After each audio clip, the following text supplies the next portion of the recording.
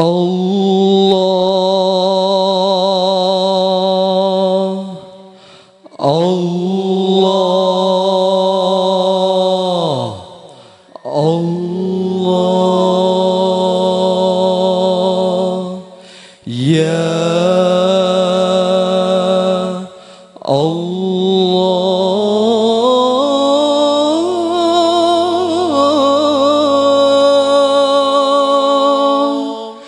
Di depan sana harapan menantikan munculnya wahana sinar kejayaan yang bisa bangun setelah direbahkan, dirata kecewa sepi sendirian.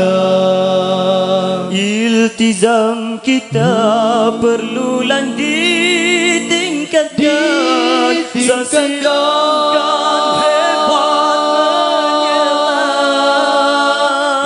Iman kita itulah kekuatan, berjihad di segala bidang. bukalah minda, kan terlihat rahsia apa yang difikir menyingkat yang zahir.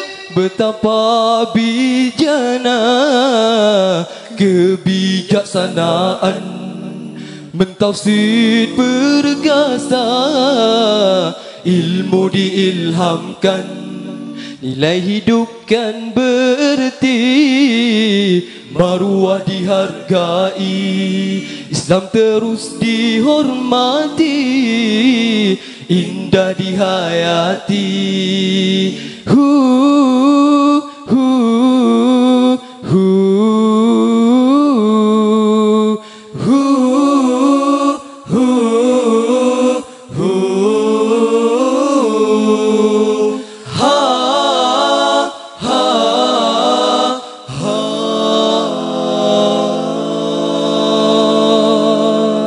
Iltizam kita perlulah ditingkatkan, saksikan hebat menyerah. Iman kita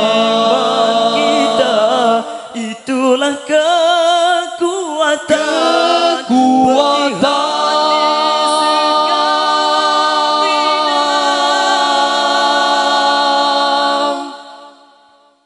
bukalah minda, kan terlihat rahsia apa yang difikir menyingkat yang zahir.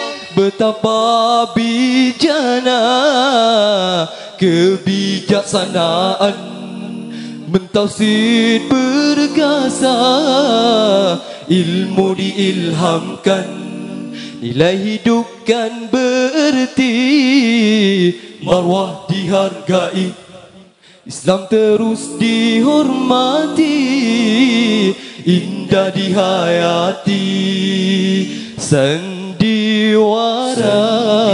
tibuan khayalan, kejahilan mainan syaitan.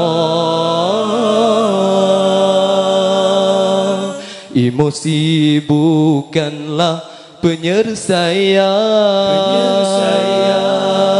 wibawa seorang yang beriltizam.